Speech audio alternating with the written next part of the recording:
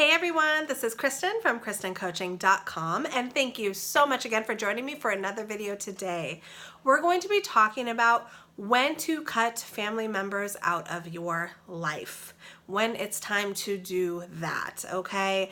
This one is a really hard topic because it's triggering, right? You know, we have relationships with maybe our friends or even our significant others that, you know, we choose, right? And we can always choose to either be in relationships with that person or choose to not, right? When it comes to family members, there's obviously a deep-rooted connection. You know, there's a blood connection with our family members. Even, you know, direct family, whether it's parents, brothers or sisters, siblings, aunts, uncles, cousins, but even in-laws too, right? They may not be a blood connection, but they are a connection through a union with your significant other. So you're always going to have a tie with in-laws too.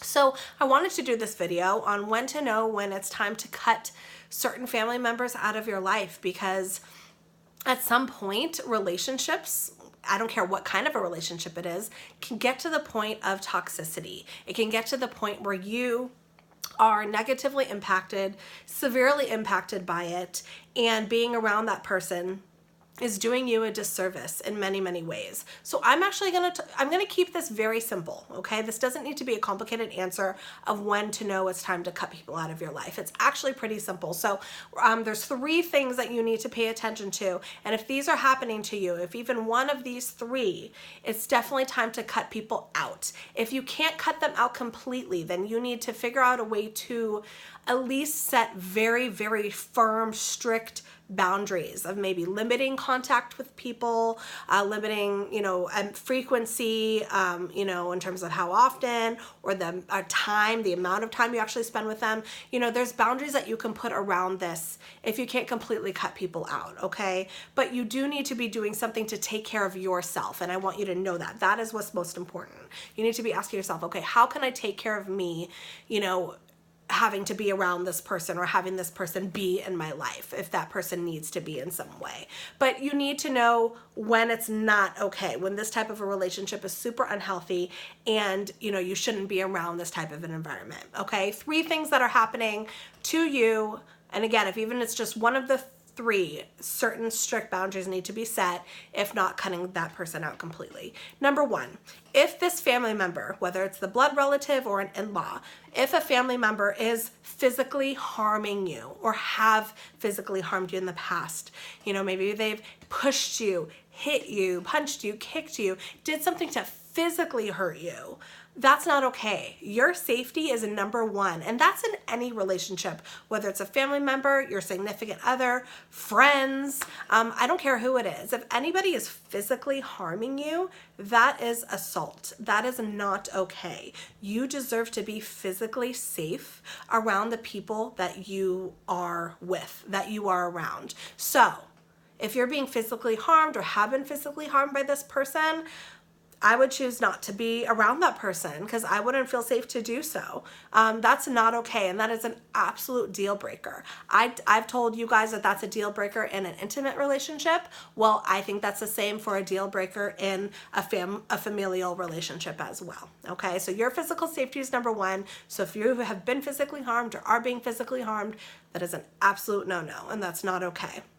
Okay, number 2, if your physical health is being impacted by being around this family member or certain family members. So maybe you are getting physically sick, you know, maybe you're throwing up from being stressed out. Maybe you are, you know, feeling, I don't know, lethargic or tired or worn down, or, you know, it's causing, you know, other secondary symptoms of health problems. You know, maybe you already have, you know, certain health issues that are going on, but maybe those symptoms are exacerbated due to being around that family member or being stressed out, okay? So your physical health is also super important than your physical safety as well.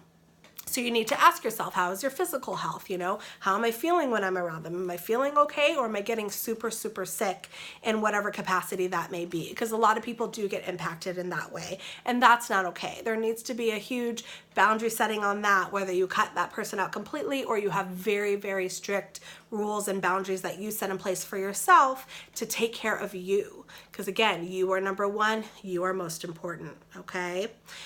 Tip number 3, sign number 3 of when it's time to cut a family member out of your life. Last but not least, if your mental health is getting severely triggered by being around that person. So when I say mental health, you know, how's your anxiety? Are you getting panic attacks before hanging out with that family member? Are you getting panic attacks during? Are you getting, you know, severely depressed around them where you don't want to eat or, you know, get out of bed, or you're feeling, you know, or you're just, you know, feeling that dread for, you know, maybe days and days up until you see them, or days and days afterwards. So you have to ask yourself how your mental health is as well. And if they're being triggered by that, then that is not okay. It's a demonstration and it's proof that you're in a toxic relationship and you're being impacted by that, you know, in a very, very huge way, and it's unhealthy, and you shouldn't have to deal with that, okay? So you need to assess those 3 things. How is your physical safety around that family member? How is your physical health around that family member? And how is your mental health around that family member? And again, if you have 1, 2, or all 3 of these things when you're around this family member, then it really might be time to end that relationship, or at least have limited contact with that person if you can. Some things are easier said than done. I get that sometimes we live with these family members, or, you know, we feel an obligation to spend time with them for whatever reason, on birthdays or holidays. I get it. You know, it's not that cut and dry. We have, you know, this connection and the sense of guilt too, oftentimes when we cut people out of our lives or we set firm boundaries. But at the end of the day, you guys, you need to take care of yourselves. You are number one. And if you are being severely negatively impacted by being around someone else, I don't care who it is, then you're not putting yourself first. And you have to put yourself first. You have to make sure that you are okay, that you are healthy, that you are happy. So therefore you can be your best self and be able to take care of all the things you need to take care of in the world, your other responsibilities, taking care of other people. Okay, so I would think that this is a good guideline. This doesn't need to be complicated, okay? But this is definitely a sign that if any of these three things are happening to you, that unhealthy dynamics are happening and toxicity is happening in this relationship, and it is not okay, and something needs to happen now before it continues, okay? Again, you need to decide for yourself what cutting that person out of your life looks like. You know, it can be, again, reducing frequency, reducing time with them, reducing, you know, the level of interaction you have, maybe not having deep conversations, but just a hello, you know, or maybe you can't even be around them at all. You can't see them. You can't think about them. You can't even be in their house or have them be in your house. You need to assess what's right for you, but you need to be able to you know, really think about that and think about, okay, what is my tolerance level for this family member or these family members? What am I okay with? You know, what can I be okay with in terms of if they are in my life? What can that look like to where my physical safety is okay, my physical health, and my mental health is taken care of? So if you can take care of all 3 of those things and have them in your life in some capacity, awesome.